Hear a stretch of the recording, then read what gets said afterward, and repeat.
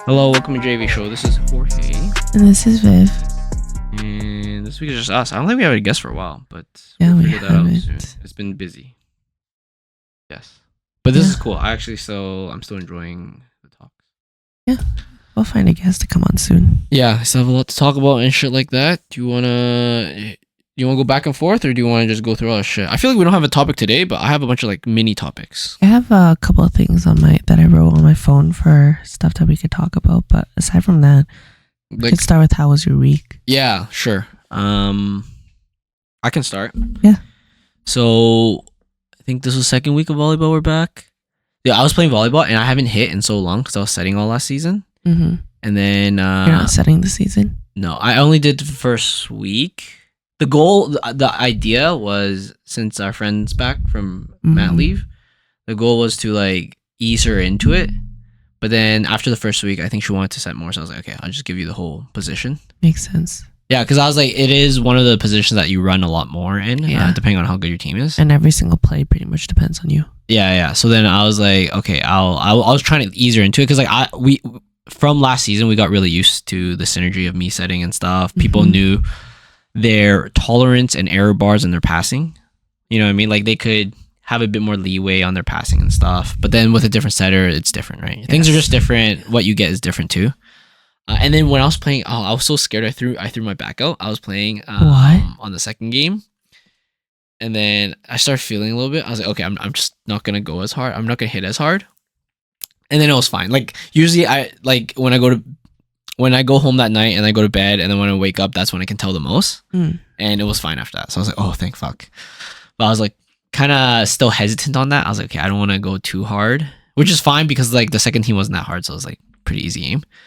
And yeah, it was fine. Like I felt like I played fine yesterday or the other day, but I was just a little hesitant on that.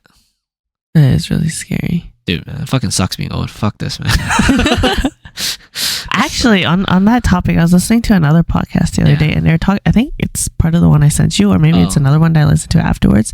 It was talking about how people usually just fucking give up and think that when they're getting older, your body just gives up more. Yeah, you're prone to it, but you can actually negate most of the symptoms for quite a lot longer than you would normally expect. Yeah, so it's not really about getting old.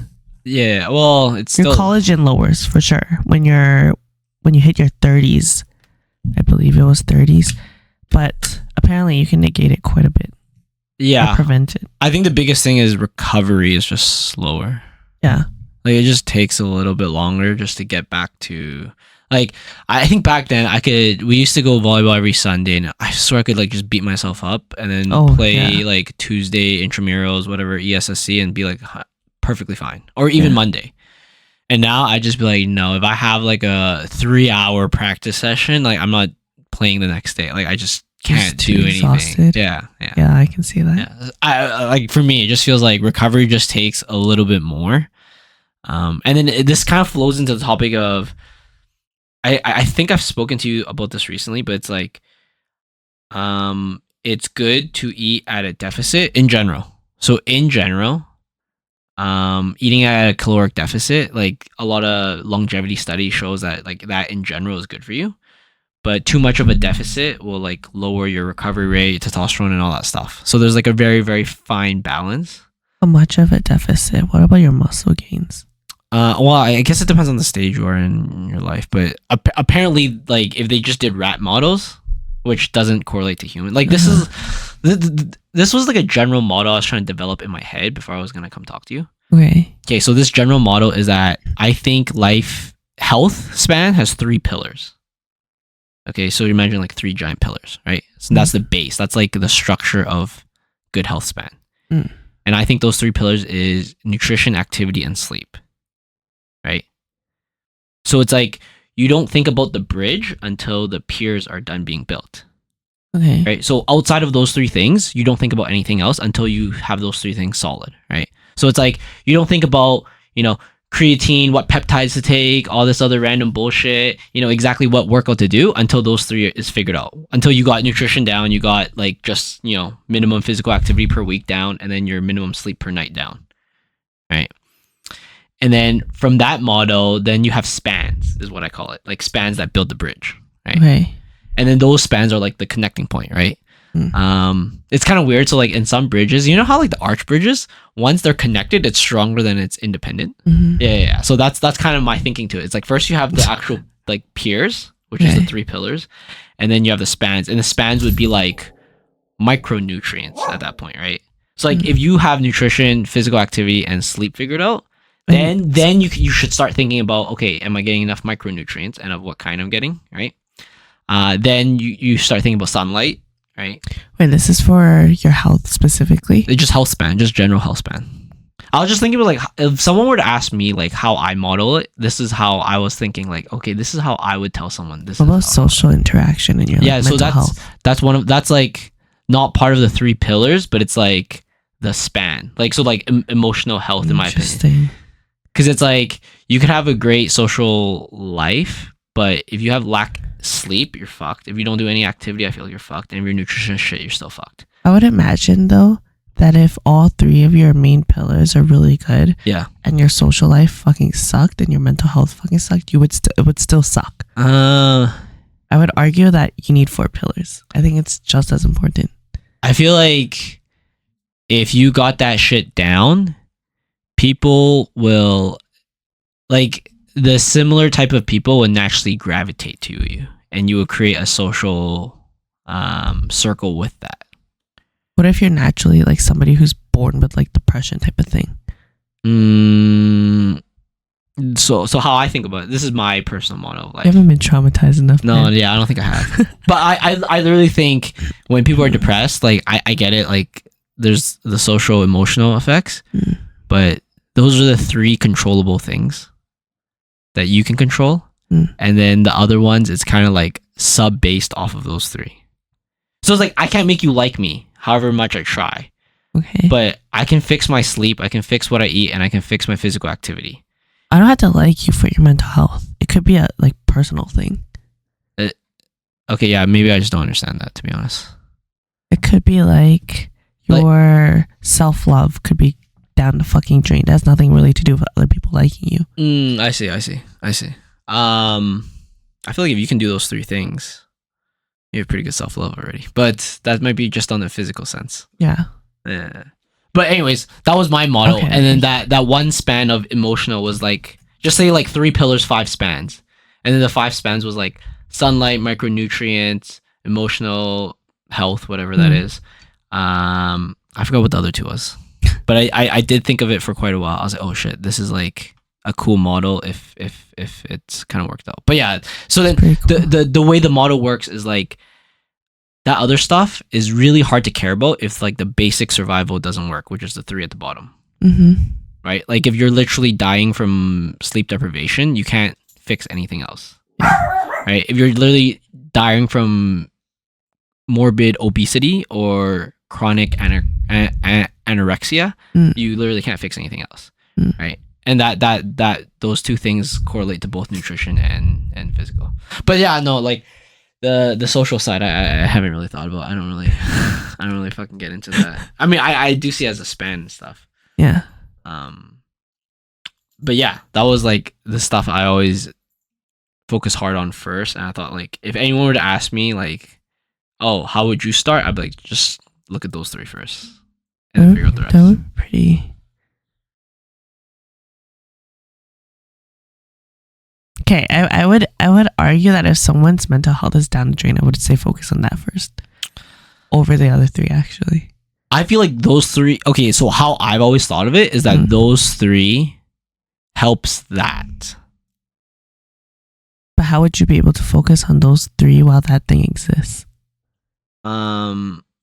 Yeah, so because I've never been through that shit, I personally think it's like one of the suck it up for a bit and then get that into your life good. It's just like you feel better when you get good enough amount of sleep. You feel better when you eat right. You feel better when you actually do that stuff. Not always. I feel like some people sleep and they become, it's the opposite of being, what is the word? What's the word when you can't sleep like ever? Insomnia? Yeah, it's the opposite of being an insomniac.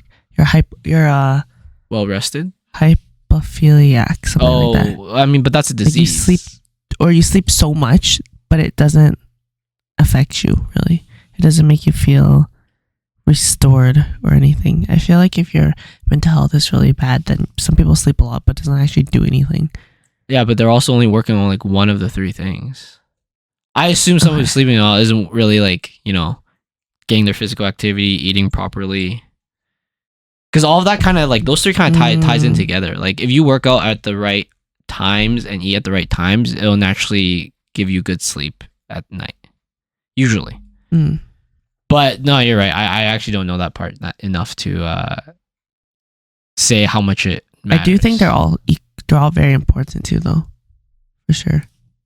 Like okay, actually, you know what? You could probably like shine some light on this for me. I actually always thought like, you know, it's a thing that you can kind of put aside for a bit and work on something else. But I'm not sure. Like the mental health side. I want to say so. No, I would say if your mental health is actually that bad that it's affecting your other areas of life, then you actually can't put it away. You like to an extent, yes, you can. Yeah. Like obviously most people have responsibilities and you still have to put on a face when you go outside and go to work and be responsible to your best abilities. Yeah. But I would say that when it comes to taking care of your personal health in terms of sleep, nutrition, and physical activity, I would say those things, because they're more personally related, those things can go down the drain really easily.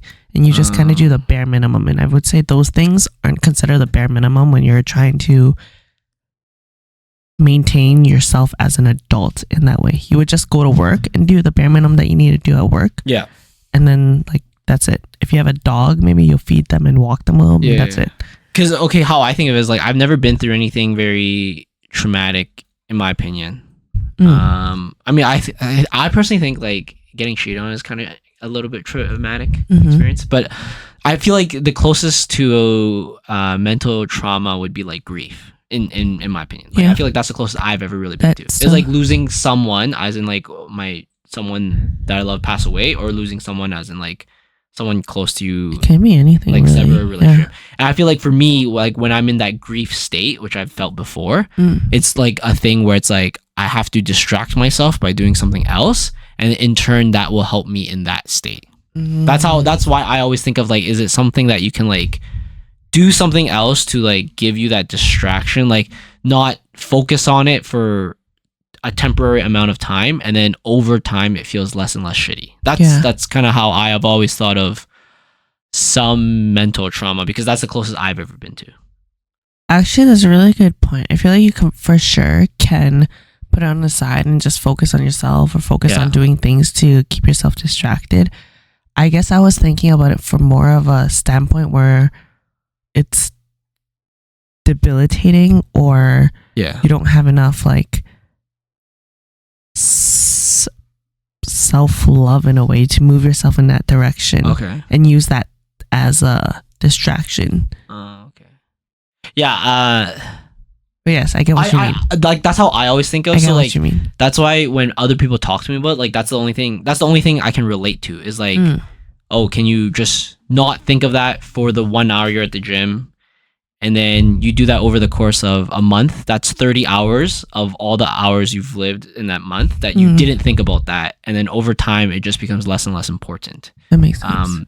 But like when people tell me that they can't do that, like I don't know how to respond to that, because how I think of it is like, oh, can you like, it's kind of rude, but it's like, can you like just like kind of suck it up and get through this, and then if you get through it, and I'm telling you have to do it, like I'm putting a gun to your head, you have to just, you know, go for this run or something like that, because I know it's good for you, but I can't explain it to you right now. That's how I kind of think of it. I was like, can you like suck it up for the duration of this whatever event? And then through many of these events, you will slowly forget that, because I feel like time is sometimes the best. I agree. It's the best medicine, to an extent. I do think time actually really does help too.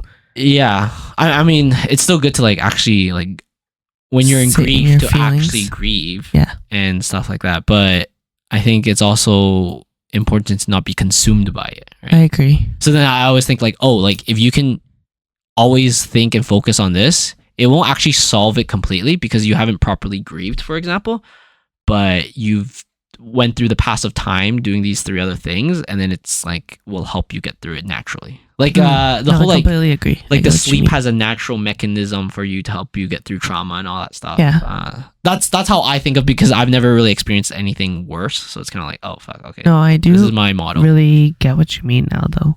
I would say that if you can make yourself just forget about it, or like just push through it just for a little bit for that duration. Yeah.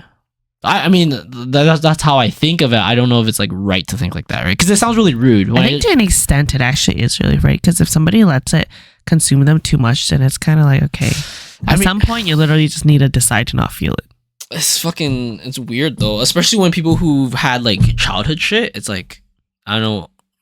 I feel like I'm like the worst person to talk about it, because I'm like, yo, can we just fucking do something else? Can you stop crying, bro? Yeah, can we just go and play some video games and have a good time? No, I actually do agree though. At some point, you need to just decide to just not feel it. Yeah, it's like the worst case scenario that I feel like we've both ever thought of is like if our dog passed away. I feel like I would be consumed for a good like 2-3 full days. Like full days, as in like that, those 2-3 days I can't really do anything else. Yeah. And then after that I'm like half time for the next 1 or 2 weeks, and then after that I'm like, you know, back to starting to try to get back to normal. You know what I mean? So then I feel like, yeah, like that's a really bad thing to happen, but the model is like, you know, you just do these things to slowly distract yourself, because like the time will kind of, you know, give you a new flavor of life and stuff.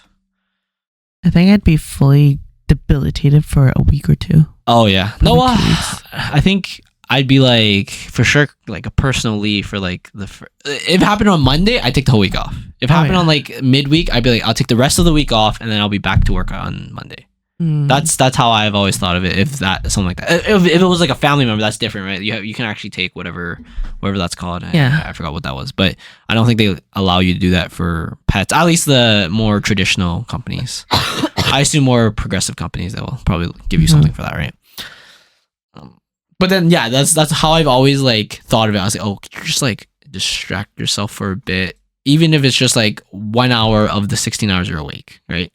Or even if it's just 2 hours for the 16 hours you're awake, and then the next day it's another 2 hours. Oh, now it's become 3, and now it becomes 4, right? I can see it for sure.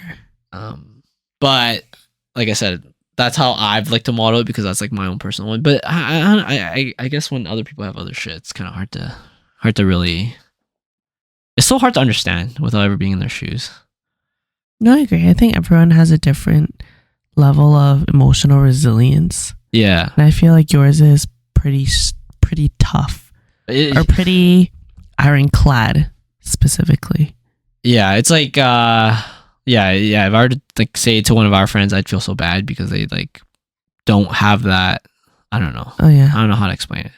It's not even maturity. It's just like understanding that, you know, we're at a party. You don't have to talk about your dead whatever grandma right now. You know what I mean?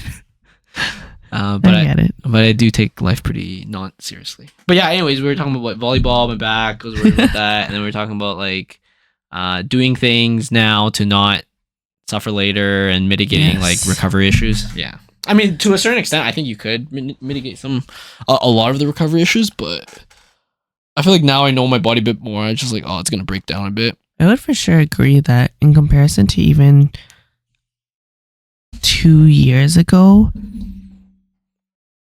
I do notice that I get tired more often, or my threshold for being tired is higher now than it was 2 years ago.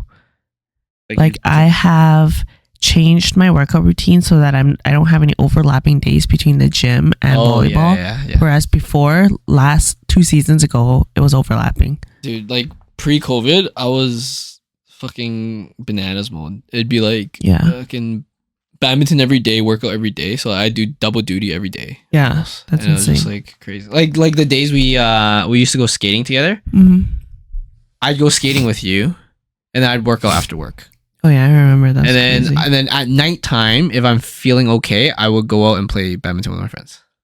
And that's crazy. And then I was like, oh, this is I don't think I can do it more. Like even right now, I'm doing double duty, but it's like chilled. It's so like right now I do like running. I do zone 2 running twice a week, and I do zone, I think 4, zone 5, whatever, like the higher intensity one. Yeah. Twice a week. And then I also do my workouts or sports in like in the evening, and then at lunchtime I go for the run. But it's just because like I have nothing else to do at lunchtime. I just feel like it's better. Do you ever eat at lunch? I mean, I feel like if anyone knows me, I like inhale my food, so it's not hard to. I mean, like I'll eat like just right after lunch, like the 5-10 minutes I have after lunch. And I mean, like I'm at a desk job, right? So like my exact hours of lunch doesn't really matter as long as I get my shit done.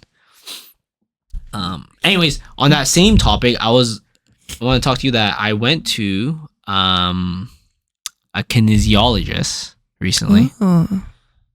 So she's a kinesiologist and a massage therapist. So then how the session worked was the first half an hour she like assessed and stuff like that. And then the next half an hour she massaged the exact parts she was assessing, which is kind of cool. I didn't know they also did massage. No. So she got a bachelor of kinesiology and she did her like registered massage therapy. Oh shit. Like she did both, and then where she's at, you have the option of going to her to do both, like doing the assessment and the massage. Oh, cool. Do you know this person personally? No, I just found I stopped searching for physio for the reasons we talked about before, where I just don't think like I don't know, it just feels kind of off. It feels very chiropractor-y. Yes. So then I was like, okay, I'm gonna go search specifically for kinesiologists because they're not restricted by the board of physiotherapy or anything like that, right? Like they're literally just there to help people, and they just got their degree at U of A or whatever for kinesiology. Like, so the 2 places I was looking at was Glen Sather, so that's U of A stuff, and then there's this other place, a bit more accessible, so it's near my workplace, and I think usually the U of A stuff is either like maybe a longer wait time or just harder to access. Yeah. If you're not a student. So then I tried her, and she was pretty good. Like she told me the things that helped. I was telling her like I went to physio before for my back, and I felt like they did dick all. And then we went through some stuff, and then she's like, okay, she thinks it's some deep core stabilizer issues. Like I just need to strengthen that. Oh, interesting. And then I have hip mobility differences between my right and left, so she wants me to like do certain exercise to get my left to the same level. And then she said she thinks that imbalance will help your back a lot. So, or like fixing that imbalance. And then she proceeded to massage those specific areas. The hip was interesting. I've never really done that. It's kind of some weird one on the sides. They push down and stuff. She did a stabilizer core massage. That was fucking weird. What is that? So I'm lying on my back, and she literally like puts her fingers into my core and then into the side of my stomach and pushes it all the way down. So it's like on the side here, it feels like you have the obliques. It's like between your obliques and your like middle core muscle. She gets in there, and then she like does her massage. Oh, interesting. Yeah, it was fucking wild. I was like, holy shit, it feels like she's fucking touching my organs or some shit. Did it hurt? Yeah. But I mean, it's whatever. It's massage. I mean, for me, I've always thought of massage as like, I mean, if it's not painful, then it's just a different type of massage, right? Like typically, if I'm reimbursing money for it, it's probably the painful type is how I think of it. It's like it's the deep tissue one, the one that's actually doing something. And then if you just want like a relaxing one, like if you're in Mexico or something like that, that's a different type of massage, right? Makes sense. Yeah, so it's like I was like expecting the pain. But yeah, it was kind of cool. She doesn't have a lot of availability, but it was cool because like after the session, she's like, yeah, I'll like just book 2 to 3 weeks later. You don't have to do it like anytime soon. I was like, okay, that's cool. But her schedule's like shit. Like she has almost no availability because everyone's booking her and shit, and she doesn't have a lot of days she's working. So I was like, goddamn. This would be so nice for her though. Yeah. But yeah, that was cool. I was like, oh, that's interesting. Like the goal was if she didn't work out, I'm gonna go to Glen Sather and figure out from U of A instead of all these like random physio places. Did you feel like it helped? We'll see, because I have been doing the exercise she's given me pretty consistently. It's hard to tell because I only went like last week.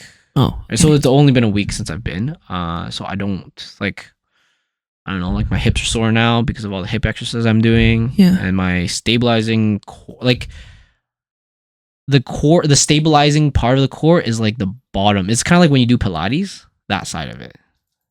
I don't do Pilates. Okay, so I don't know what so like you have your big ones, your obliques and all this stuff on the top and the side.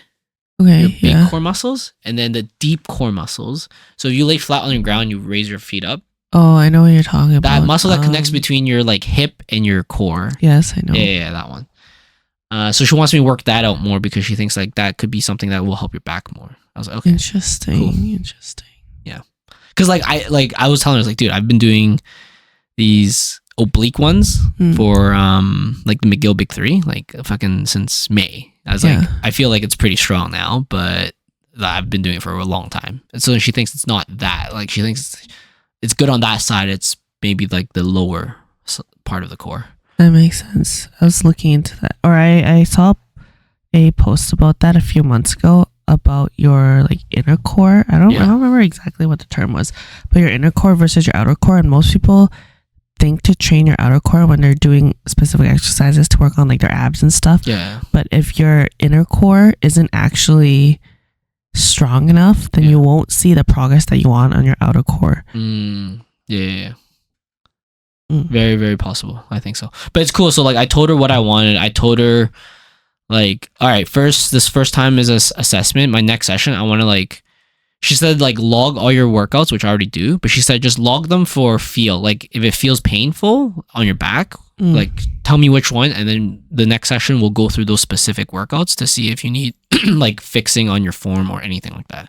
Because I think I've also learned like how to be very direct with them, right? I was like, this is what I want and this is what I don't want. Like I don't want you to give me like 8 fucking exercises and not like incorporating into my actual life. If I was the kinesiologist, how would you have said that to me, or how did you say that to her? Oh, so when I went to her, I was like, all right, I was like, just word of caution, I don't like just having a bunch of exercises that you give me. Like I do the exercises, but I also work out like every day. Like I'm like doing an activity. I'm either like bouldering, I'm either playing volleyball, or I'm like working out, right?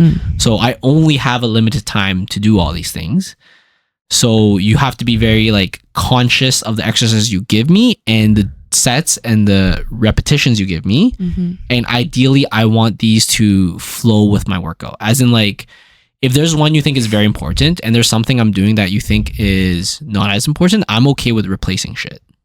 Right? But you can't just keep adding stuff for me. Like it's not going to work. Like at some point there's going to be like a breaking point where I don't have enough time and it's going to fall off. So that's exactly what I told her, and she's like, oh, okay, yeah, like how about you like you write down all your workouts and then like track after each workout like which exercises made your back hurt more, and then we can focus on those ones next time. And then and I was like, okay, sure.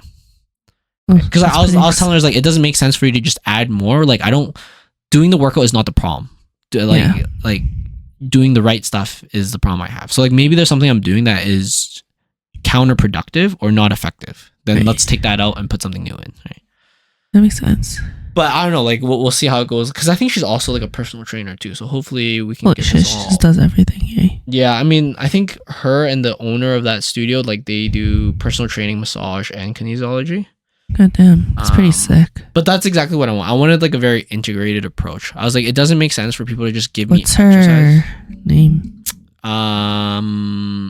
Her name is Morgan Peebles, I think. But she goes to the place I go to is muscle release therapy or something. Muscle release massage therapy. Just those 3 or 4 words combined together. Put in Google, search Edmonton. I'm sure there's only one place that has that. But her availability is like pretty shit right now. Like I can't book anything. So I booked my next one end of September, and she has no more availability until November now. Oh damn. Yeah. So I was like, okay, we'll see what happens, and then I might just go for like massages until I have to go see her specifically again. Right. Because I also like her, like what she kind of says, like, yeah, I don't, book 2-3 weeks later. I was like, hey, that's good, because that's truly how long I think it should take for you to see any concrete results from the exercises that she's given me, right? But yeah. Sick. Yeah, I was like, oh, that's good. Like I want, like, I don't know exactly how it is, but I feel like there's some shady shit between like physio, chiro, and insurance and shit. Like, did you listen to that podcast I kind of told you to listen to, or did you not finish it? I'm not finished it yet, but I'm still listening to it. Oh, okay. Like, you know how like, or has he gotten into like the insurance issue? No. Oh, okay. That's like a huge thing. Oh shit, okay. Yeah, that's like the main concept of the story is like the insurance company. Okay, if you think pharmaceutical companies are like up there, big pharma and shit like that. like insurance is above them. Like insurance companies control what they can do. Right. I know what you're talking about. Yeah. It's like you can develop what fucking drug you want, but the insurance isn't willing to cover you for it. At least in America. When they talk about being a drug rep. Yeah. Okay. So the drug rep is you working for the pharma company. Okay. Right. But then there's like there's a shadier part where it's like the insurance company has a dip into it.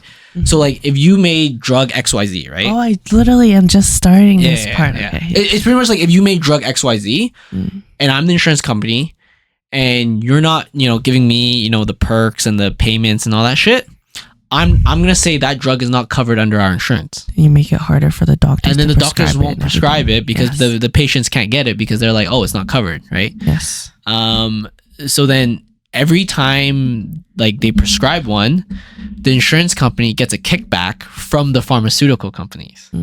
So it's like it's like crazy shady stuff going on. I was like, holy fuck, that's crazy. Yeah, it's very crazy. And I've always thought insurance companies were pretty scammy already. But after learning that, I was like, that's crazy. I remember when I was listening to that part, I was like, holy shit, they could literally do whatever the fuck they want. Like, okay, think about it. We're back in 1880s or maybe even like 1800s, right? You're just walking around. How the fuck did the insurance companies get started? They're like, oh, hey, you want to go on an adventure like across to North America, right? If you give me this monthly payment, if you die, we'll pay your family out. That's essentially what an insurance company is, right? But if you die, who the fuck knows, right? Like this guy who's the insurance person back in the 1800s must be some fucking gang. Like it must be some gangster shit. Like it must be some like, shady ass contract shit. I imagine it would be something more simpler than that. Something like vehicle insurance, I feel like would be in the 1800s. Okay, not vehicle. Your wagon insurance. Yeah. Okay. Yeah. To be like, oh, if something happens to your wagon, I'll help you fix it, so you don't have to fix it. But then you have to pay me a little bit every single month, and I'll make sure that your wagon is always good to go. Yeah. But if nothing happens to your wagon, then like I still keep it just to make sure that if something happens to your wagon, someone will fix it. Yeah. But think about the people taking that quote unquote gamble, as in like, I'm betting that your wagon's gonna be fine. That's why I'm willing to accept this money, and I'm betting that whatever it costs to fix that wagon is gonna be less. Yes. Like the price will be less than how much you're paying me throughout all this time. Yes. That's how I actually gain value, right? Yes. Dude, that's some fucking shady gangster shit, don't you think? Like doesn't that sound like some like crazy black market yakuza gang shit that's going on? Right? And then that's how I feel like those people became the big insurance companies later on, right? Yes, I can see that for sure. Dude, it literally sounds like they're just doing legal gang work, like legal shady shit. Car insurance is such a big fucking scam. Dude. I swear.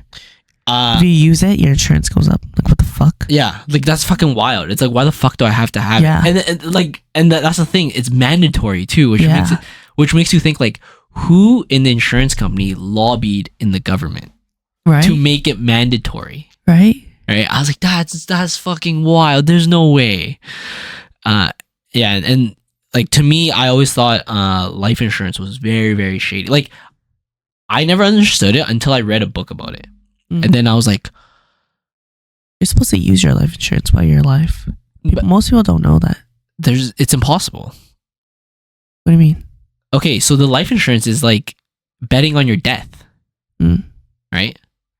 So like I always have this discussion with my mom. She's like, oh, she wants to like increase whatever. I was like, Mom, like you understand the purpose of this is betting on your life.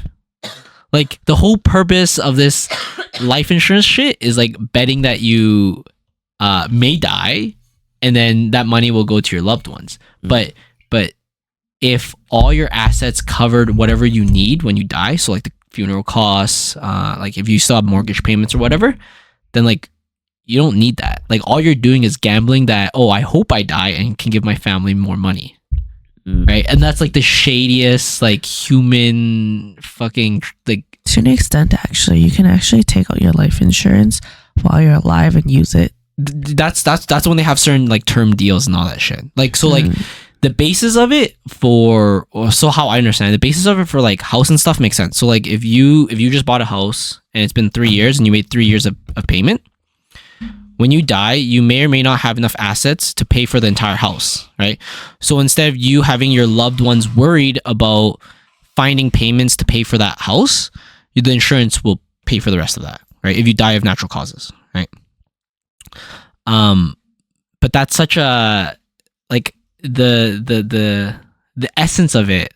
So like how they advertise it makes it feel good. Like, oh, you'll take care of your loved ones even after you die, right? But the essence of it feels like a deal with the devil. You know what I mean? Like it literally feels like a deal with the devil, right? Like I'll trade my soul for this money. Yeah, that makes sense. Right? So I was like, oh man, the people who fucking start insurance companies and shit. And if you feel like you're gonna die anytime soon and you raise your insurance, they're gonna think that you're doing insurance fraud. Dude, yeah, and there's so many like stipulations and shit. It's just like, dude, why the fuck do I even pay this? It's like, of course I would raise my insurance if I think I'm gonna die soon. Yeah. Because that's the entire point why I got insurance. Yeah, but then yeah, it's I always thought it was just like when you break it down to the most fundamental, it's literally a bet. Yeah. Right? It's a casino bet if you die or you don't die in terms of life insurance, or if your car gets into an accident or it doesn't get into an accident. Yes. Right? So I was like, oh, that's kind of shitty, to be honest. It's really fucking stupid. Yeah. I just not recently, like half a year ago, got my insurance lowered for my car. Yeah. And I thought it was so stupid how fast it could go up or go down. Yeah, it's... Or not go down, but go up. Yeah. I mean... 100%, if there's a deep state, they have a seat on the table at that deep state. That's what I feel like. Like I feel like if you fuck with them enough, you will go missing. Oh, like that type of shit. You know what I mean? Oh yeah, for sure. Right? Like I feel like you can go online and you can say all the shit you want about like COVID vaccines and shit. No problem. You start talking shit about like insurance and stuff, I think you're dead. I think if you start uncovering shit and stuff like that, I think they just get you. I think if you do anything to uncover any multi-billion-dollar industry, and it gains enough traction or attention, then you'll go missing. Yeah, I think so. I mean, it's like human greed, natural shit will happen. I agree. You'll accidentally fall off a bridge. That actually kind of ties into what I was gonna say. Oh yeah. I was listening to another podcast, and it was, do you think that the cure to the common cold and for cancer actually exists and has existed for a long time, but people in, for example, big pharma have prevented it from becoming common knowledge or a commonly accessed thing because it would dramatically decrease their profits?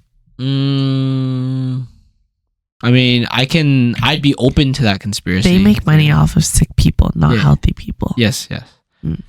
I'd be open to that conspiracy theory, but so I don't like, maybe not cancer and maybe not cold. Maybe those two, I feel like those two were, in my opinion, one of the worst examples.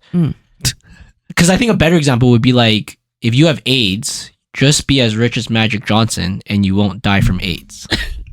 Right? Like it's literally that simple. It's literally a disease, AIDS, which is like, back in the day it was like the big scare in the 90s. It's a disease that only kills poor people. It doesn't kill the rich, right? So that's a really good example because it's like they kind of have a cure for it, but you need a crazy amount of money. I think for cold and cancer, I think what's like a crazier conspiracy is that if they're introducing things that they already have a cure for that isn't natural, right? Like I think that would be the next level type of conspiracy. It kind of goes back to like COVID, gain of function and shit like that, right?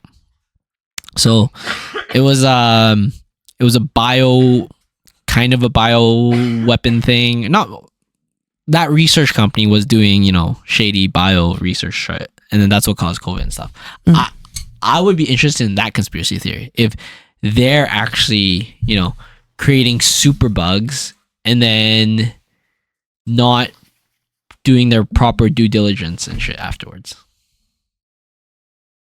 That's what I think. But I also think like I think pharma or just drug companies in general have a really big hand to play in like nutrition, health, and shit. Like all the shit that we have, all the processed stuff, I feel like they may have some support in it.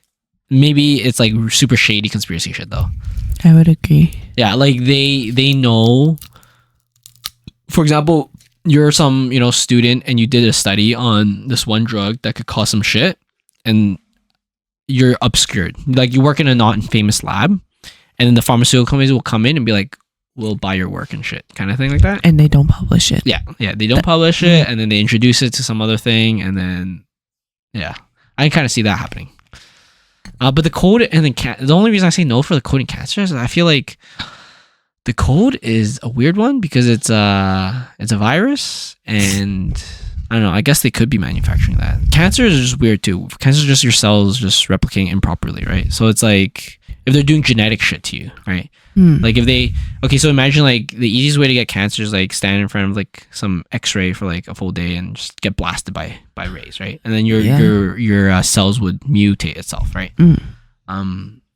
So like the only way I can see them affecting that is like knowing certain products cause cancer and not doing anything about it, right? As in like preventing the stop usage of that carcinogen, right? Which is something they already do, like fucking smoking. Like it's very clear that it causes cancer, right? That's true. Or how in the States there are certain things that are permitted to be in the States, certain ingredients, but everywhere else in the world it's banned because they're carcinogen causing ingredients. Yeah. Or products. Yeah. So there's some shady shit there too, for sure. I see that. Yeah, that's the one conspiracy I would be more open to is like they're not necessarily like have a cure and not wanting to give you, but they're just stopping you from getting sick or stopping you from preventing you from getting sick. Like, so stopping the prevention of getting sick and then capitalizing on that to create drugs to counter that. I can see that. One reason why I thought specifically cancer and the cold is because they are such prevalent viruses and illnesses in the world. You would imagine that because they're also multi-billion-dollar industries, you would imagine that they would get some sort of leeway in order to find something that's close enough. Like I know chemotherapy and all that can be successful, but it's pretty fucking harsh. It kills fucking everything in its way. And every few years you hear about a case study or some medical trials that come close to identifying how to treat cancer or treat some strain of the common cold, but it always dies off because there's not enough funding or some other reason. And you would imagine that if people legitimately cared, and for a multi-billion-dollar industry, you should never be lacking funding. Yeah. So I would imagine that there would be some sort of bigger hand in play to prevent these from actually becoming viable solutions for everyone to access in some way. Maybe the code, but like maybe I got brainwashed, but I don't feel like that's possible for cancer just because it's like your own cells are killing itself. Yeah. Right. So, okay, like it's not, isn't it? It's not your own cells killing themselves. It's your own cells multiplying at a rapid rate, like too big of a rate for it to your body to do anything about it. But it's doing it like incorrectly.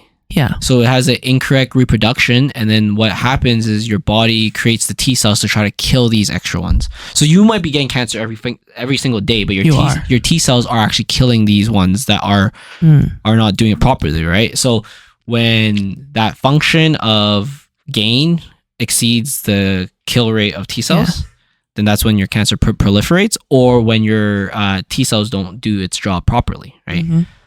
So that's such a hard thing to think that there's like a end all be all cure, because it sounds so simple, but it happens in so many different places of your body. I can see there's a lot of different kinds of cancers too, so right? it's like it's kind of hard to say like, oh, cure cancer, right? It's kind of like it's like the same thing that causes cancer also helps you grow your muscles, right? Which is the regeneration of cells. It's just regenerating improperly, right? So then when it regenerates improperly, what do you do, right? Well, you try to, you know, get rid of the specific, you know, RNA, DNA of that protein that's doing that. But then that's, I don't know, it just feels like such a hard problem. But you're right, there's like tons of money in that. So it's a hard problem, but there's also a lot of money. I definitely think, yeah, it's definitely a hard problem. But I would imagine that there would be something a little bit less invasive than chemotherapy by now.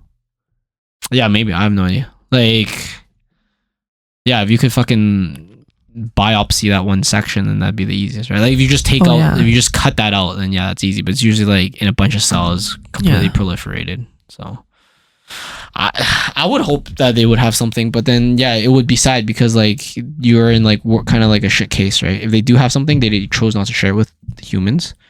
Or if they don't have something, then it's actually a much harder problem than we already thought it was, which is a crazy hard problem. So like in either case, it's like kind of shitty for us. Yeah, or it like possibly costs too much to make it become a common thing. Well, I mean, that's the other question. If it costs too much, like nothing ever really costs too much. It actually, they can't get enough gains from it. Yes. Yeah. Right. So then that's like, yeah, that's the... Everything's a business at the end of the day. Yeah, so then that's the hard part for that. Yeah, I don't know, actually. I mean, it's a conspiracy theory I'm very open to, probably. They are probably doing something there, but... Like, for me, I do think there is a set of people that are, you know, kind of deep state type of stuff. But also being in companies, I also know there's also a lot of people who don't know what the fuck's going on. Oh, yeah. So, like, sometimes... Like, it's kind of funny. So, like, I don't know how public I can be with this, but I think I can be pretty public. So, like... You know, we used to work on the East Valley Line LRT, and it was like a shit show of a thing, right?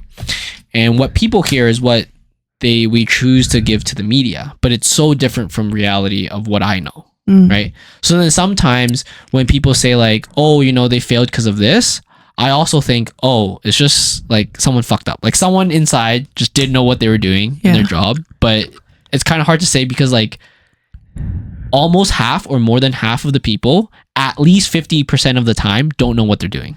After I heard about all your inside experiences from working on the LRT, whenever I also heard anything about it, or I heard any of my friends or family talk about it, I'd be like, okay, this is what's actually going on. Or it's not actually like that. Yeah, like someone just fucked up. Like that's just it. Like someone just did their job wrong. Yeah. And the only difference is that this is very public, and in other cases, it's very private. Yes. Like if I was developing an app and I fucked up, no one fucking knows. We just make the app more expensive later to cover for the losses that may have came from that fuck up. That's literally all that happens, right? Whereas like this very, very public job, you like see it happen, right? So then you're like, oh, like this is not good. Kind of. And everyone is invested in some way somehow because it affects them. Yeah. But in like a private company, they would have so much contingency that if someone fucked up, like they already would have made, say like, you know, 50% on this one thing. Now they're just going to make 47% instead because of this fuck up, right? You know what I mean? It's just like they've kind of already built in the human fuck up part, right? Yeah, that makes sense. So like, yeah, a part of me thinks that society has some like deep state behind it, but also a part of me thinks like when I hear something like at Tesla not working or SpaceX, I was like, it's just someone fucking up. Like it's literally just someone fucking up. For sure. That was someone just fucking up. Like someone just fucking dropped the ball. I saw a video on social media the other day that for one of the automated vehicle brands in China, their vehicle, they suddenly lost control of their vehicle, and their vehicle just went fucking rogue and just kept driving into other cars. That's wild too, because like you can kind of imagine like I'm no software engineer, but I can kind of imagine like investigating that and be like, oh, there's a fuck up right here, like in the like part of the code, like there's a like clear fuck up here, didn't go through quality control properly and stuff like that. Oh shit, live bug. Yeah, that's what I mean. You can you can kind of see that happening too, but it's hard. It's like you want like if I talk to you and we're talking about growth, we're like, yeah, you want to make mistakes to grow and shit like that, right? But then you don't expect the same of a corporation, which is kind of weird because like what is a corporation? A corporation is just like a fake person kind of thing like that, right? It's like a group of people. Yeah, exactly, right? So like, are you expecting them to never fuck up too? It's kind of like, you know. That's true. Right? Whenever there's any incidences that come from Tesla or any automated automatic vehicle. Yeah. I was gonna say automated, but electric vehicle. They expect no incidences or no accidents whatsoever. But whenever there's one single accident, everyone's like, see, that's why I told you not to buy a Tesla. They're unreliable, blah, blah, blah. But if you look at all the accidents that's happened every single day from gas vehicles, it's the numbers are blown out of the park. It's like the longest time. You cannot compare it. It's the longest time I think Ford trucks or vans had this one issue where if the tires were overinflated and you were driving in a highway and you did like a specific movement, it would flip the car and the people would die. And they had the problem forever and no one said shit about it until like a string of issues happened, like 3 months straight of this happening.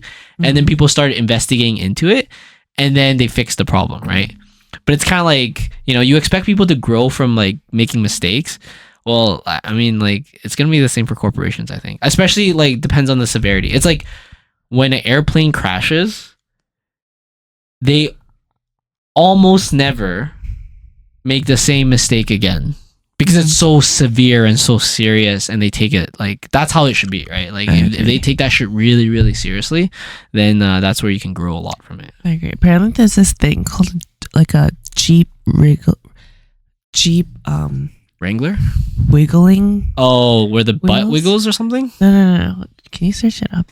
I don't remember the exact word, but Jeep.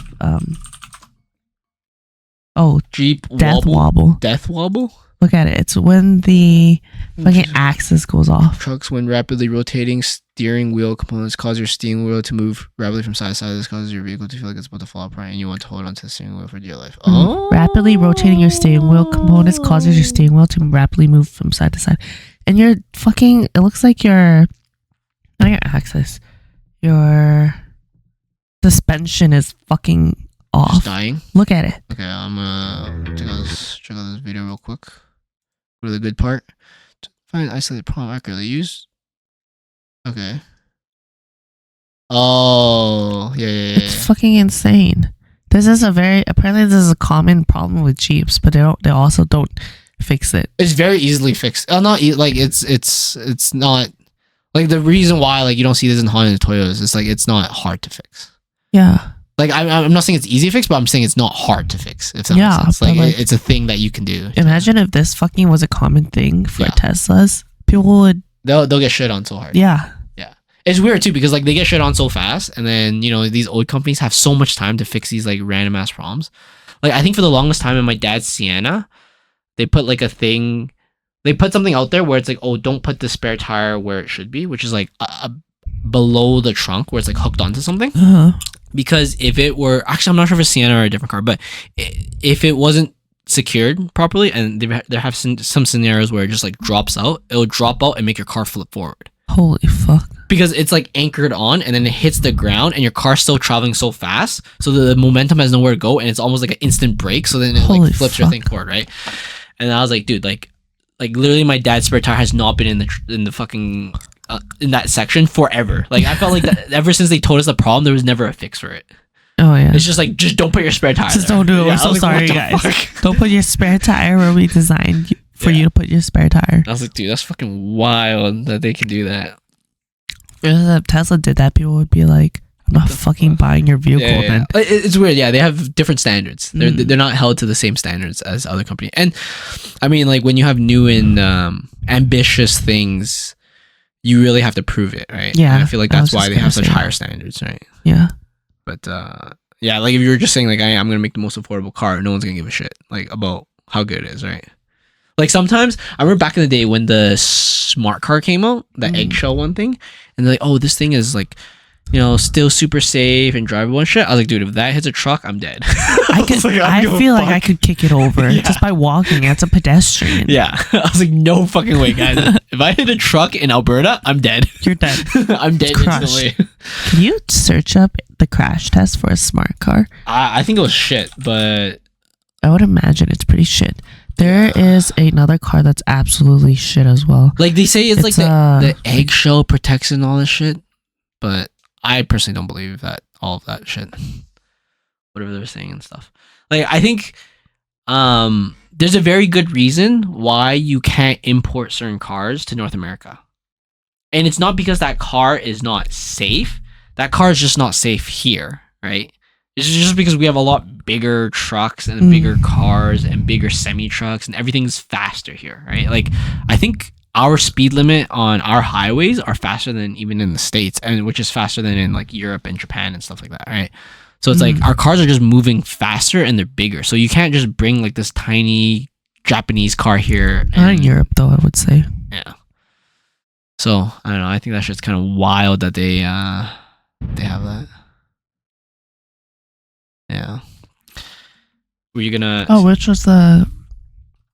I want to see the thing. The smart car crash test? Yeah. I mean, they make it out, so it's really good. Oh, it was a Wrangler that I was thinking of. It's complete trash. Oh.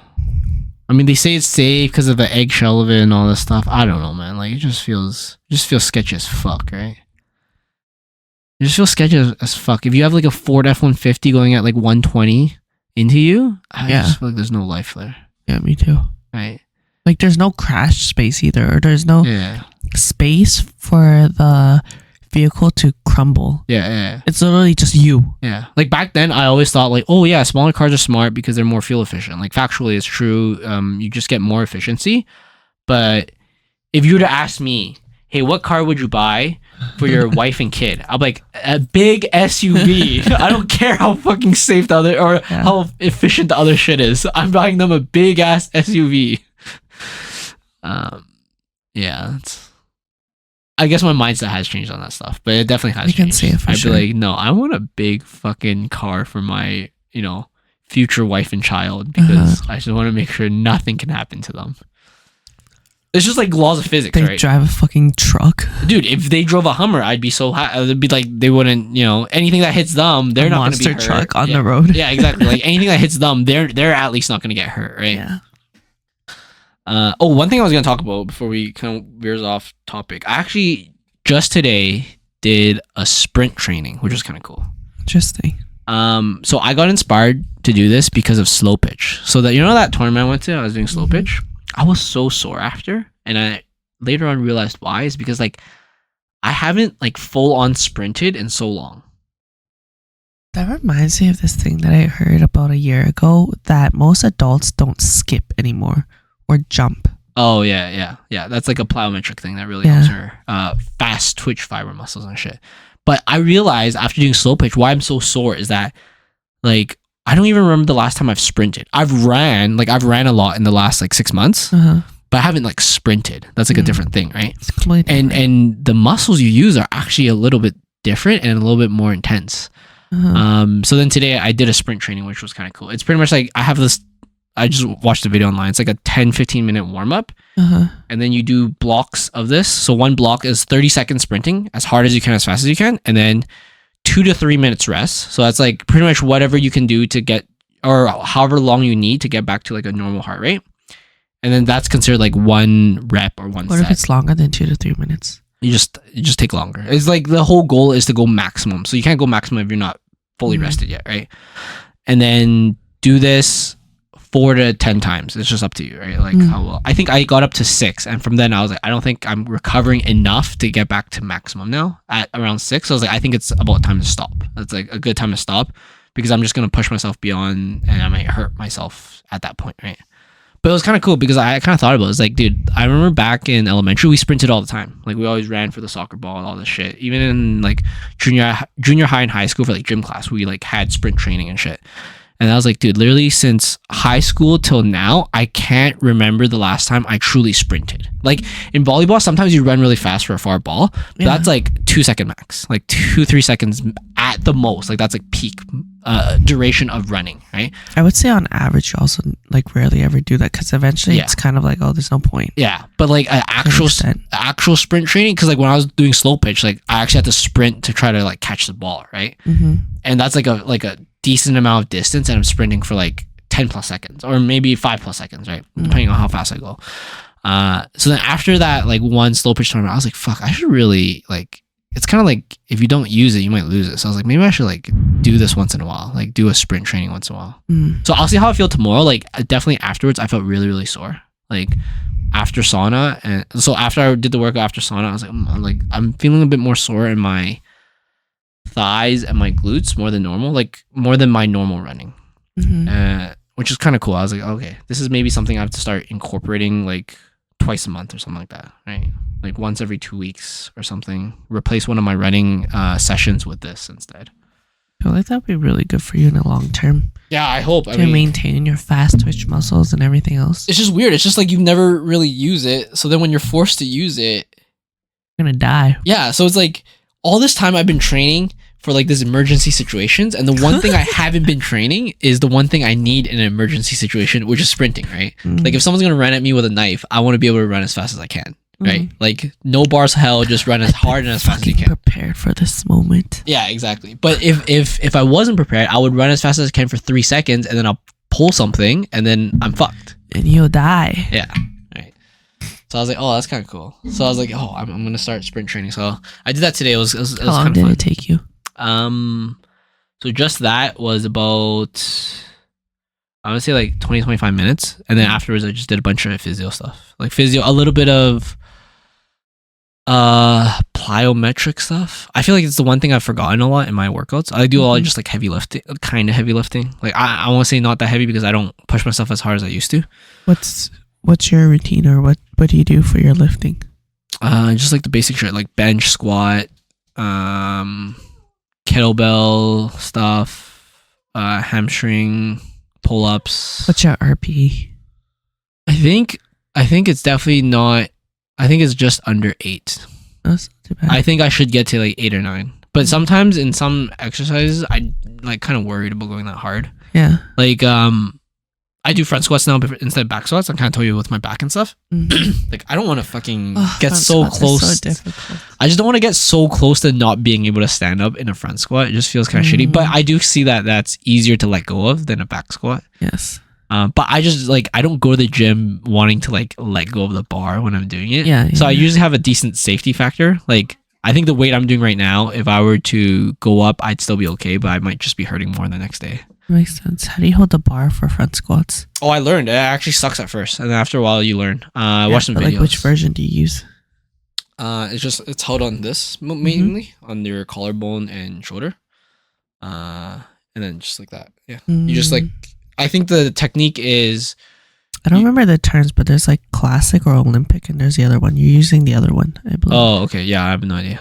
All I know is like what I learned from online. It's like you want to throw your elbow as high as you can, and then that makes it so your hand isn't actually, there's no weight on your hand almost. Yeah, it's all on your collarbone, and your shoulders. Yeah, and then when I got used to that, I think it took me like 2 or 3 sessions before I got used to that. And when I got used to that, I felt really good. Like when I see other people try and do front squat and they're like literally holding onto the bar, I was like, dude, you're dying. Like you can't do that much weight if you do that. I feel like I am limited when it comes to front squats because of my ankle mobility. Oh, maybe. Yeah, I can't go upright enough. Oh, I see. It's weird. I'm like almost like punching my chest out more though. I literally, I can't. I try to work on it, but I feel really restricted when I'm at the lower part of my range of motion. Yeah. Because my body just really wants to move forward, and I feel like tension in the front of my shins and on my fucking neck when I'm at the bottom, because I'm trying so hard to keep it upright, but I just like front squat in your neck. You feel tension in your neck? Yeah. Oh, like your collarbone? Yeah. Oh. Yeah, I don't know. I'm no pro at this stuff. I just see what works. But I was forced to do it, right? I was like, I didn't have a choice. It's like either you stop squatting, because like the back squat was just not working for me just because of my back issues. Yeah. And then I was like, no, I guess I just have to learn a new way. So now it's good. Like I squat every session I go. So front squat every session I go to. It feels pretty good now. It feels similar to almost my back squat now, where it's like I can go up without being worried anymore. But I just choose not to. It's like I don't need to lift that heavy. I feel like, but that's a lie. Like I should be. Like I should always be, overloading and stuff. But yeah, to an extent, I do think you should. Yeah, and then for like bench, it's kind of scary sometimes because like there's no safeties or anything like that. You can have safeties. Yeah, I could ask for a spot, but I just don't want to reach death all the time, you know. Yeah. I saw this other thing on social media where, you know how normally there usually don't have safety rails or safety guards for free weights. Yeah. I saw this mechanism thing. I wonder if you can search it up. It's I don't know what it was called. It was like a safety thing for dumbbells. I'm just literally just Googling what you just said. Safety thing for dumbbells. It's kind of like it's a rope it's like attachment. it's attached to something above. It's every single time you attach your dumbbells to it. Yeah.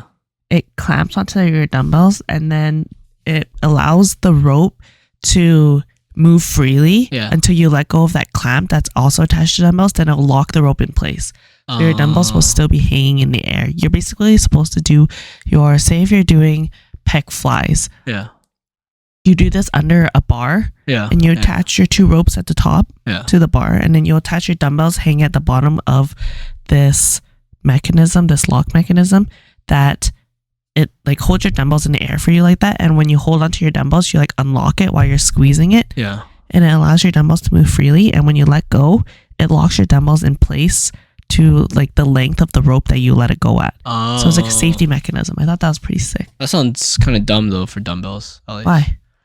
I mean, like, See if I can. like if I were to fail at a dumbbell bench press, I just drop the weights on the ground. Sometimes some people, I feel like obviously you have other things to work on if you don't have the mobility to, but if you're doing higher weights or pushing yourself to that extent, I feel like some people have a harder time deloading and onloading their weights. Oh yeah. But then that's just like, you know, ask a bro to ask a bro to help you at the start. Bro? You know. Yeah, no, like definitely when you start, when you like kick up with the dumbbells, it's kind of annoying. Yeah, I don't know. Like it's cool. I just feel like if I owned a gym, I wouldn't invest in that. If that made sense. I was like, I'd rather like just use a fucking if you're doing pec flies, just do the fly on the cable machine, dude. Like if you are about to fail, just fucking let go. That's true. Right? It's not the same. I mean, it's similar, but like it's like how much more optimal do you need it, kind of thing like that. Right? It's like it's kind of already. I think it was really cool because I've never been able to think of a way to have safety bars for free weights. I thought it was really cool. I feel like that's the whole point of free weights is that you know, like they give you more variation in the weight, so you can go to the exact one you need. Right. That's what I feel like at least. Okay. Let me see some topics. Oh, it was this.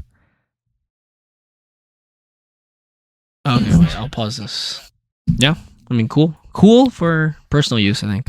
Yeah, kind of cool if people have limited issues. Yeah, for sure. Or issues that limit them. Wait, did you want to say anything about how your week was before we went on all those tangents? Oh yes, let's see. My week was actually pretty dead. Oh, okay. I didn't really do anything aside from my regular routine and sleep. Nice. Getting that good sleep. Yeah, I'm kind of sick right now, so I'm trying to. It's affecting me. Okay, I have a fun thing to talk about and then two serious things to talk about. What do you want? Okay. Fun or serious? Let's do serious and end it off with fun. Oh, okay. Okay, so this is a rant-ish. Okay. So there's recently in Canada, we have a temp foreign worker limitation. So like back then during COVID, if you're not specifically foreign worker, but it's related to international students, right? Okay. So before and during COVID, if you're an international student, you are limited to say like 30 hours a week that you can work. Yes, I remember this. And then now they're like, okay, COVID's over. Like recently, there's the government saying COVID's over. We're gonna go back to we're gonna go back to a reasonable 20-hour limit, right? Mm-hmm. And then there was this interview with all these international students, and they're like complaining. They're like, just having that extra money would really help me with my studies and all that shit. And then personally, what I was thinking about, I was like, bro, you're here to go to fucking school. Your tuition is literally 5 times more than the average student here. I was like, there's no way, unless you're dealing drugs, there's no way that your part-time job will pay for any of your tuition sufficient enough. No fucking way. Yeah. So then when I thought about it, I was like, why is this news company even interviewing these people? I feel like they're like so out of touch of the reality of foreign workers and how the system should work, right? Like we shouldn't, like I'm not racist. I'm not against like foreign people coming, but it's just like, if you're here as an international student, you should be a student, right? I don't care about you working. And in fact, if you work limits the amount of jobs like local people can get, then I don't want you to work, because your goal here should be to get an education, not to make money right now. I actually agree. I feel like if you are a refugee or something like that, it's different. That's completely different. Yeah. But if you're here specifically as an international student, bro, your intuition, it's 5 times, literally 5 times the amount of a regular student here. Yeah. Don't come here if you don't have enough money. Yeah, exactly. That's exactly what I thought. I was like, dude, you're literally our cash cows. You're literally our school's cash cows. Like, the reason I can pay the tuition I pay for the university I go to is because we have international students willing to pay more, so I don't have to pay as much. Yes. When I used to be a supervisor at a bubble tea shop, we hired a lot of international students. Yeah. And I remember I would ask them about, what's it like being an international student and stuff like that. One of the guys, I thought everyone was just here, just being a regular student. This is before I found out about that they had to pay 5 times the amount of tuition. Everyone would say, oh, I don't have enough money, or like, I have to save money, I have to do this. And then one day, I heard one of the girls talking about the guy. They're like, okay, this guy, he like takes it out of the park. Like, when we work here, we all just wear regular clothes, but he wears brand name stuff. And I was like, are you serious? Like, I couldn't tell. Yeah. The brand name stuff that obviously like I'm exposed to. Yeah. I didn't know, like, obviously they have different brand names in Asia. Yeah. But there's also just way more expensive brand names that are normal or all around the world. Yeah. That I didn't know about. Yeah, we're like too poor to even know. Yeah, too poor to even know they exist. Yeah. And they would say, yeah, you see his shoes right there? They cost $2,000. Like, what the fuck? And I was like, what the fuck? We tell people to wear shoes that you don't mind getting dirty here, because we work at a like bubble tea shop. Yeah. And then they would point out everything that he wore, and I was like, holy shit. I remember thinking his outfit literally cost like $5,000. Why the fuck are you wearing that here? And then I remember asking him about it, saying like, what the fuck? I heard that you wear expensive clothes here. Like, why? It gets dirty. Yeah. And then he would say, these are all the clothes that I have. Dude. Or this one time he was telling me, I was asking him why he was working so much, like picking up all these shifts or asking for more shifts. And then he was like, oh, because I need more money in order to pay for like my life and for food and stuff like that. And I would ask him like, oh, is your rent or something really expensive? Like, what's going on? And he would tell me, no, it's not that. My parents only give me $50,000 a semester to spend. Like, it's not enough. And then I was like, oh, actually, this is after I found out about tuition. I was like, okay, actually, that's like, kind of around how much you need per semester. But then I asked him, I was like, oh, is that like for everything? He's like, no, that's just for school. And then I get another $40,000 for rent and everything else. I'm like, $40,000? Like, Jesus Christ. Like, $90,000 per semester times by 4. I'm like, what the fuck? Why the fuck are you working here? Anything you get paid here is not going to do anything. The only argument I could even potentially make for them is like a social aspect to it. Like they want to feel a bit more normal to like actually work and like meet other Chinese people and stuff, like Chinese students and things like that. But that's the only argument I have to that. For sure. Yeah. And then he didn't have a car at the time. Yeah. So something that we did at that cafe is that we would always, like, supervisors or anyone that had a car would always drive people home, because everyone usually lived around. I mainly worked at White Ave, so, and all the like international students would normally live around campus. Yeah. So it was not a big deal. Yeah. He He lived around campus too. And then eventually he was like, oh, I need a car to get here, but I have no money. And I thought he was just gonna buy some random fucking car. Yeah. He bought a Mercedes and a Lexus, because he said, oh, like, I need one for an everyday drive, and one of them is a little bit better for weekends because I can't. And I was like, are you fucking kidding me? Don't ever complain in my face ever again. Dude, it's so like, when I was hearing this news thing on YouTube and shit, I was like, dude, this news reporter literally has nothing better to do, because number one, the people who can actually care and vote about this aren't them. Like international students can't vote and shit. Yeah. And number two, like other than them, no one gives a shit. And I feel like everyone else would like completely disagree with them. It's like, you're just here for school. You should just go to school. Like that should be your number one focus. Whether you get a job or not, and whether you get hours or not, it should not be your focus at all. It would be nice to have an international student here to really let us try and understand their side, because I don't understand it at fucking all. Yeah, I mean, we should actually find one to come on the podcast. That'd be kind of cool. I mean, so I've had a friend who is one. Her family is super rich. Yeah. But like she herself is a very like humble person and not like that. Oh no, I know like a lot of them are humble. Yeah. But like I was talking to her mom and she's like, yeah, her whole time here. So she was here for I think since grade 7. So somehow she never became a citizen. But I was like, okay, I kind of get it. You know, you were kind of like, you know, international student, you know, your parents want you to have a quote unquote better education than in some other maybe third world or poor country. She's like, the entire time she was here, so about like, let's say 10 or maybe 15 years, she said she paid a total of 1 million CAD. So that's like rent, school, all that shit. I was like, oh, holy God, shit. That's fucking wild. That is wild. But her family's like well off, right? I was like, dude, that's fucking crazy. Jesus Christ. It is a long time. So that being said, it is a long time, right? If you split between all the years, I know like in like junior and high school, she probably doesn't have to pay as much. But like uni, that's when the price starts racking up, right? All the schooling and then, you know, all the other shit. But she's not the type to like when she had to get her own place, she just got like a small basement suite kind of thing like that, right? It's not like some nice apartment or condo or anything like that, right? Yeah. But I was like, damn, that's fucking wild. Like it sucks because like in her situation, she was literally here since grade 7. Like I feel like she's Canadian already, right? You know what I mean? But she, you know, for whatever the reasons, she obviously couldn't get it because of the system, right? Like just because you're rich, you can't get citizenship. That should be correct. That's not how it works, right?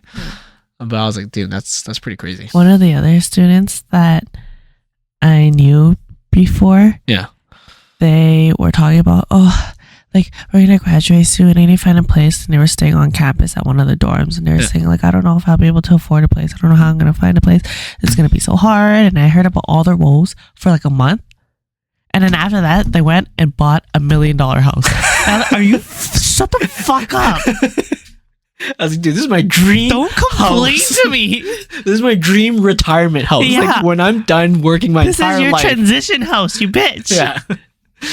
Yeah, it's wild. It's wild. I mean, it's like I do not relate to your woes when you complain about these things. Yeah, it's crazy. Like there's like levels of money that we probably don't even like understand or can even interpret in our small brains. Oh yeah.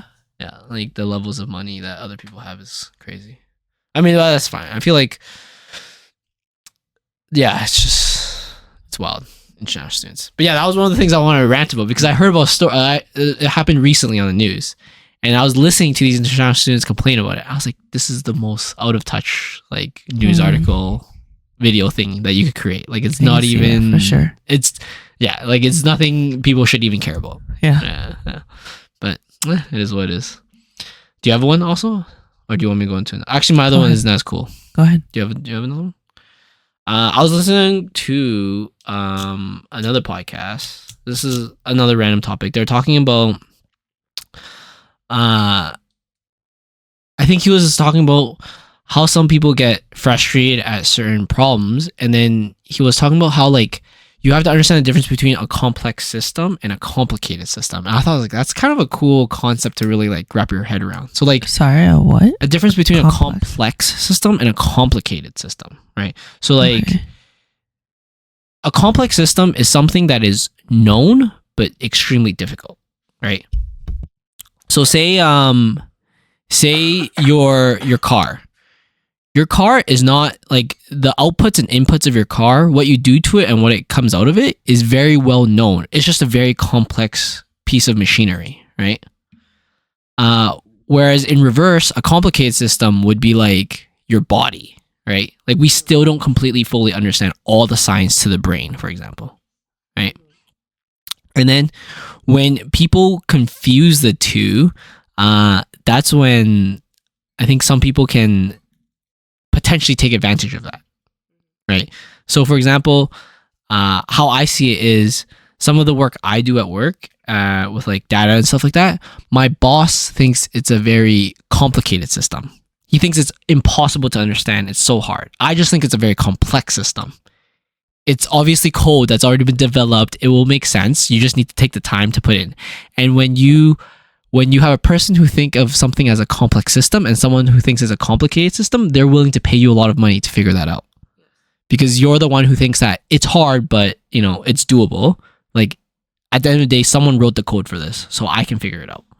Whereas they think it's impossible to figure out. Like there's this input, I don't know why this output's like that. There's no connection. Like for them in their brain, right? I was like, oh, that's a really cool concept because that kind of relates to like, theoretically, if you want to get a job that you can't get fired from, you have to do something that's very complex, but your boss or the public or everyone else think it's very complicated.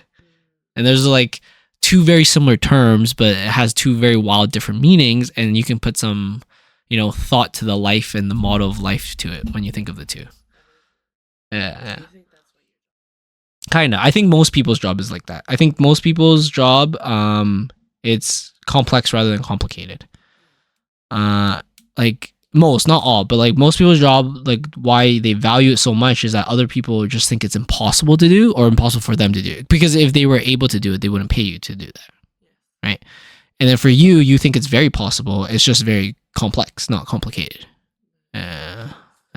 Right. So I was like, oh, that's really cool. So it's like, if you want to look for something to make a lot of money, technically you have to find something that all of society think is complicated, but you think is just complex. Right. So you just think it's like, for example, if there's this super high-tech car, super complex, but I can understand all of it, people will pay me a lot of money to fix their super complicated car. And that's what we do right now. Like we go to mechanics for that simple reason. It's not like the inputs and outputs don't make sense. It should make sense. It's very like someone designed it, so it's not impossible to find out. It's just I think it's too complicated to fix. Whereas that other guy just thinks it's a very complex thing, but he can figure it out. Yeah, exactly. Yeah. I thought I was like, oh, this is kind of too cool, like kind of playing, it's kind of like playing with words, but turning those words into models of reality. Right. I was like, oh, that's a cool an analogy that he kind of provided. Yeah, I would imagine that in your industry, you would get paid a lot more the more that holds true, the more that other people find your job complex, or no, more complicated, and you find your job complex. Yeah, it's like the further that line is, the more you're gonna get paid for. Yes, it, right. Exactly. And then I mean, obviously, the only reason you're getting paid for it is you can do it, right? Yes. And that's why you think it's complex, right? Yes. I was like, oh, that's kind of cool. It's like a cool concept to kind of like, you know, dive on, I guess. Kind of even cooler if to you don't find it complex. I mean, I do find it complex. I just don't find it complicated. Yeah, but if people find it complicated, but you don't find it complex. Oh, yeah, and that's that like, would be even better. Yeah, that's like fucking easy money for you. Yes. I feel like maybe that's what, I mean, you could speak to this. Maybe that's what artist feels. Mm. Like when I think of like, oh, I want an artwork like this and shit like that. And I think like, oh, it's like, for me, I think it's impossible for me to create that art. Like for me personally, but for the artists, like that might be like, oh, it's not even complex for them, right? Yes, I can see that. And then that's where the value comes, right? Like the Picasso and all that stuff. I'm not an amazing artist, guys, but I would say I'm naturally you're an artist, talented in this area to an extent.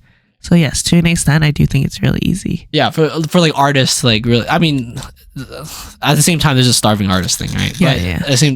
That being said, I feel like when you have that thought of a design, it's like, you know, for them, for you, it's impossible. For them, it's like, it's whatever, right? Secondhand nature. It's crazy too, because like, I don't know if you finished listening to that Neuralink podcast. I have not done it yet. Okay, and it's then long as fuck. And then the second patient just did their surgery on August 5th.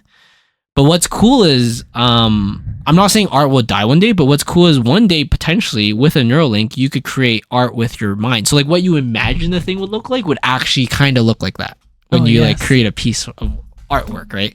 And then you would probably bring that through either AI or artists to actually turn it into fully what you want it to be, right? Like the touch-up parts. I've seen them do neural imaging scans where somebody will look at a picture and they'll try and replicate what the person's thinking of onto a computer. And I feel like that's very similar. Yeah, and it just gets better the closer you get to the neurons, which is what Neuralink is doing. Like the closer you get to it, the like better resolution and exact thing you get from it, right?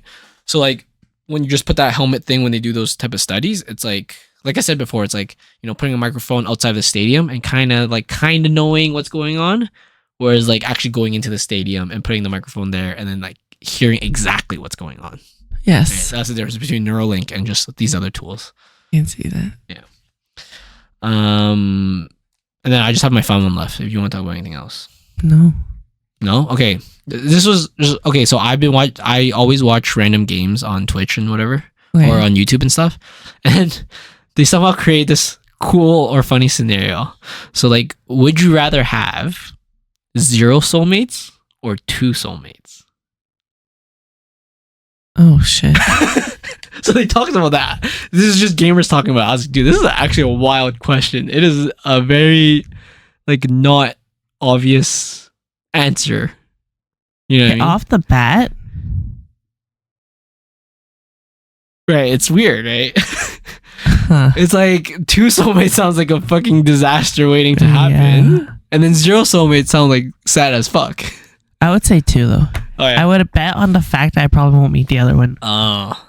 I mean, but you know what I mean? Like 2 soulmates sounds like a disaster waiting to happen, right? It's like you met your soulmate, you married them, and you met your other soulmate. You're like, fuck. What the fuck do I do? Right? I don't know. I mean, like, yeah, I think I would imagine that if you've it's weird, right? Because like 2 soulmates, it doesn't necessarily mean those 2 soulmates are soulmates to each other. Yeah, they're only soulmates to you, right? So until like you just tell your original soulmate, the one you met first, that like we gotta go. It's just we gotta move. I gotta cut something off. I can't. Oh, actually, okay. That's weird. You can't do that because that's your soulmate. Also, yeah. Right. You just have to be like, yo, we're going to Shrielo. I'm getting 2 wives. Just something like that. I mean, until like polyamory is like a very common and accepted thing, that probably won't it won't end well, is what I can say. But having 0 soulmates is very sad too, right? It is. It's like it's almost like you never can find anyone that really understands you. Yeah. Right. That is what I assume 0 soulmates would mean. That was my main reason why I picked 2. Right. At least 2 other people understand me, other than no one understand. Yeah. But then 2 people really understand you, and you love them both equally or not. I'm not sure, but they're technically quote unquote what would soulmates. You pick? I would like to imagine that when you find a soulmate, they don't always have to be of romantic interest.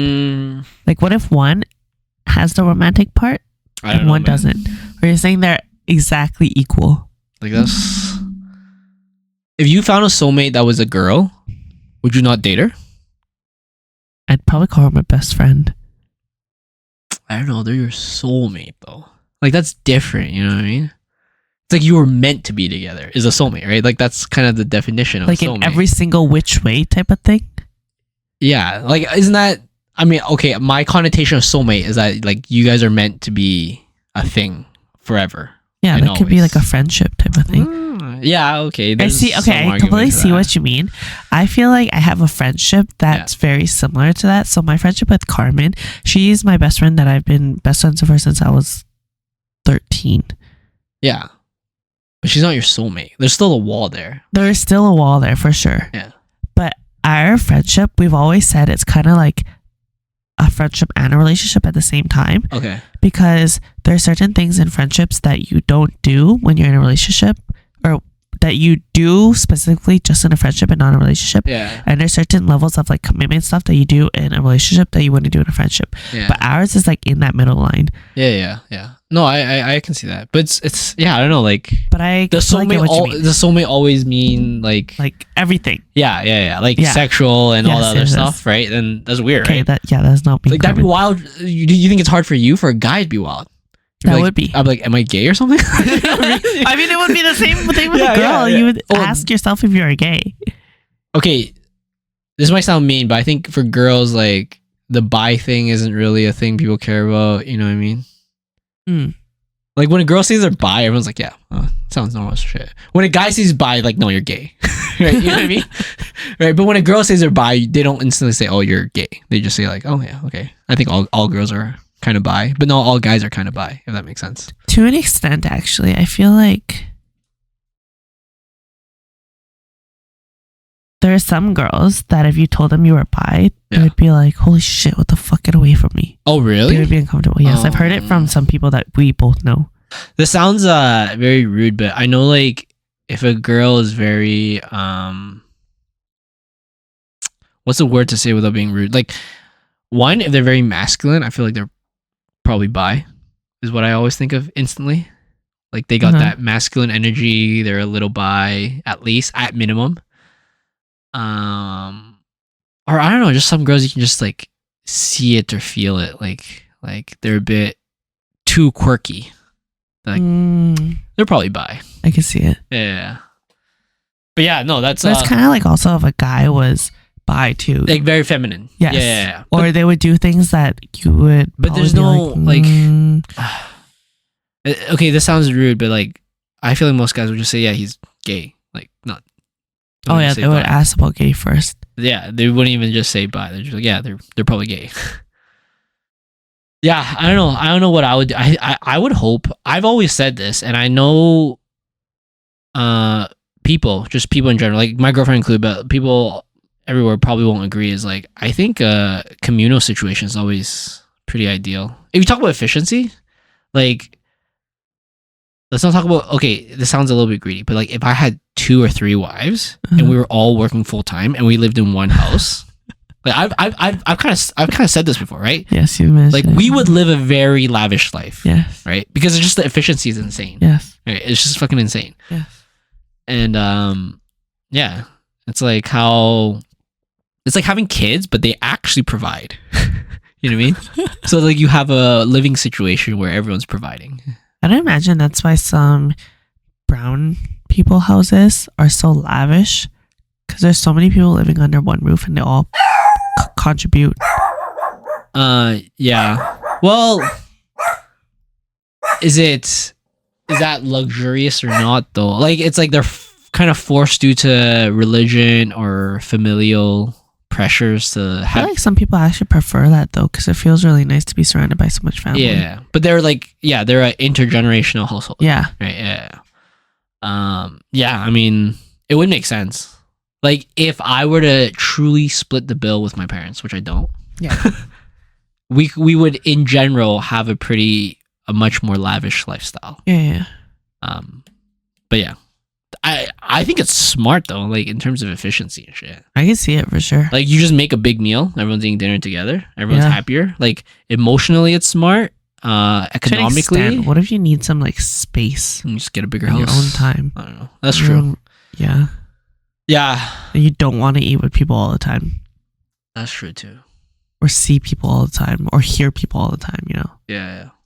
Actually, the book I'm reading right now, The Expanse, it's about like futuristic sci-fi shit. In a lot of situations, there's a lot of like communal houses where it's like 3 guys, 5 girls. They're all married. That's like one marriage pact. Interesting. And it's just because like one, maybe, you know, that's the eventual progression of human. I don't really think so. But 2, it's like, I don't think so either. There's only X amount of space. Yeah. And when, for example, you had to go from Earth to like Jupiter, it's gonna take months, right? So like the people you have to be with, you're gonna want to like, right? And then you eventually create your own like kind of like polyamorous family, like that kind of thing. I can see that. I was like, oh, that's kind of cool. I mean, it's but it's kind of weird. Like, I've always said, it's like, I just like, for me, it's weird if there's another guy in this situation, but another girl would be like, okay, right? And then Joyce would say the same thing. She said another guy would be weird, another girl would be more okay than another guy. Yeah. But I wouldn't know how to manage that. You don't think so? Or navigate that? I don't know, because I don't live with Joyce, so like I don't even know how to navigate that yet, because we don't even live together yet, right? That's true. So there will be eventually issue. Like we've been together for almost 6 years. Congrats. Like five and a bit now. And yeah, we still don't live together, so I don't know. I think that's I think that's helpful. Your soulmate, I think that would be kind of hard. I've lived before with a partner and another friend, which was a guy. Yeah. Which I was pretty close with still. Yeah. But I feel like that's completely different than if both people were your soulmates. Yeah, that's true. Yeah, that's it's cool. It's a wild question they brought up during that. So you would pick the soulmate one too? The two soulmates, I think so. I would pick the two soulmates and hope they both understand, or I end up with zero soulmates. I get best of both worlds, right? You guys sure you're both mad at me? Both of you? Right? So I literally, I'm picking two, but I might still end up with zero. Yeah, I don't know. I feel like you can't really end up with zero, because if you have two soulmates, the issue is that you can't forego one for the other when you meet your second soulmate. I'd imagine that you wouldn't meet them at the same time. You probably meet one soulmate before you meet the other soulmate. Yeah. When you meet the second one, the reason why it's such an issue is because you cannot forego that second soulmate. So because you can't forego that second soulmate, you can't lose both of them. Yeah. Maybe they're twins. You met them at the same time. I mean, that would make sense if they're like practically identical people. Oh yeah. And one of them's your soulmate. The other one must be, well, not must, but that's like, even more issues. Holy shit. Yeah, that's wild. That'd be a wild situation. Imagine one was the mom and the daughter. Even more fucked. Yeah, that's some fucking Pornhub shit. I mean, I've known like the whole like twins marrying twins. That weird one. That one, that's kind of wild too. That is pretty crazy. Because I think it's like one of my teachers in junior high, she has a twin and her husband has a twin too. But she's only married to her husband. Like their twins don't anything, right? But if they were also together, that'd be so weird, man. Your children would be siblings, right? Not. Yeah. What do you mean? No. She has a twin and her husband has a twin, but their twins aren't like dating each other, right? But you wouldn't like, that'd be crazy. Your children would be cousins, but they would have the same DNA makeup as if they were siblings. Yeah, right? Yes. Yeah.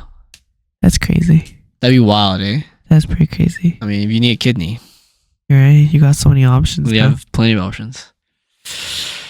Yeah, that was a cool question they asked during like the game. They were just playing a game, and usually when they play, they just like they're chatting with their friends, and all of a sudden like, would you? Why would someone pick no soulmates? I don't think they did, but they're just like the scenario is just wild. It's like 2 is insane too, right? Like that's a crazy fucking disaster waiting to happen too, right?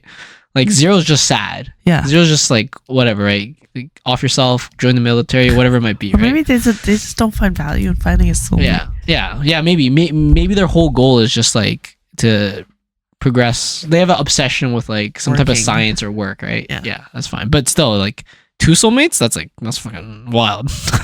That's like a disaster waiting to happen, right? Yeah, because you feel wrong with whatever decision you make. That's pretty crazy. Yeah, I can't really imagine that too much. But at the same time, like the term soulmate's kind of weird. It's like you meet someone, the circumstances create the relationship, and whatever it might be. And you might meet someone at a different time, and if you met them at the same time you met your soulmate, then maybe that would have been your soulmate instead, right? It's just like. Do you believe in soulmates then? Not really. Yeah, not really. I feel like I'm not really into this whole like. Again, I don't understand too much about like mental trauma, emotion, and all that shit. So I just feel like, it's just do whatever feels right. If you make a mistake, you make a mistake. It's whatever. Have you heard of the red string theory? No, what is that? It's I don't think it's an actual scientific theory, but it's just a social theory thing. Yeah. Where it's kind of like a soulmate thing. Okay. Where no matter what you do, no matter who you meet, no matter what experiences you have, you're tied by a red string to your soulmate. Yeah. And when the time is right, you'll eventually find your way back to them because your string will guide you back to them. Yeah. It's like in some movie also, right? Yeah. No, I don't. I mean, didn't everyone think at some point with their ex they were the one? Right? You know what I mean? So like that red string theory is kind of questioning, right? Because it's like, I don't know. Like, what if I technically don't meet my soulmate till I'm like 80? I was like, dude, if I'm 80 and I've been with my wife for like fucking the past 60 years, I'm not just gonna leave for some fucking random bimbo. You're right. I've been in one relationship where I didn't think the person was really the one. Oh, really? Yeah. Oh, really? Okay, that's interesting. Because from the get-go, I saw a clear, obvious thing that wouldn't align. Yeah, okay. And it was religion. Oh. So you thought that was gonna be a sticking point? Yeah, Yeah. I personally think it's You- non-negotiable for me. Oh, like you didn't think you could like make it work in the future somehow? Oh, really? Because that person was a decent, I wouldn't say hardcore, but decently devoted Christian. Yeah. And they believe that their partner should have been too. Oh, you don't want to like slip him some mushrooms or And something? I would never. You would never drug him? I would never drug him, and I'm not religious. Oh, I see. I don't know. So I knew that was a big issue from the get-go. We could talk about red flags very easily here, but I don't think there's any that's. You don't think there's a way to like get through any of those and stuff? No, not when your perspective is that you believe your partner should also be religious and in the same religion, or else they're gonna go to hell or some shit. You don't think people change? I feel like people change. No, I don't think people. I wouldn't go into a relationship betting that someone will change. That makes sense too. I mean, it is the other concept I kind of think of too is like the whole, grass is greener where you water it kind of thing like that, right? Yeah. It's I feel like that's something that you can't necessarily. Yeah. Like that might be the one thing you can't really like, help them with because they don't need help with it, right? Yeah. That makes sense. Yeah. Yeah, I don't know. I feel like how does soulmate work for me? No, I don't know. I always think whoever I was with is going to be the one, and then if it's not, it's not. I can see that. But I just don't put too much weight in either case, right? Yeah. It's like if it's not, it's not. We move on. And then if it is, it's great. Yeah. Very realistic. Yeah. I'm not that much of a romantic, I think. I think in some cases, romantic. some weird cases I am, but not in that one. What are the cases that you are? I think sometimes I'm a purist when it comes to certain things. Which is kind of a sense like virginity type of purist. No. Like,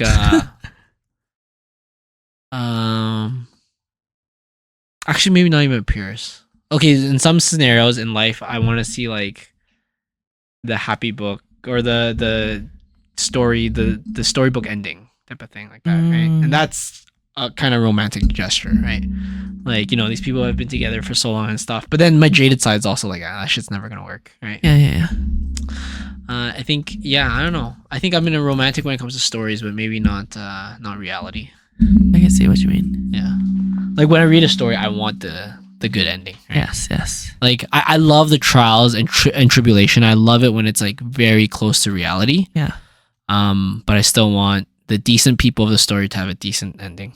Right. Like it's so tragic when they have to die or something, or some bad shit has to happen to them. I can see it. So to me, I think I'm super romantic for that. Like I want the good ending. Yeah. But no, other than that, I think in life, I'm not really caring too much about that. I mean, I want the good stuff to happen, but I'm not like... You're a realist. Yeah. I think I'm too much of a realist sometimes, which makes me a little jaded sometimes. I see it.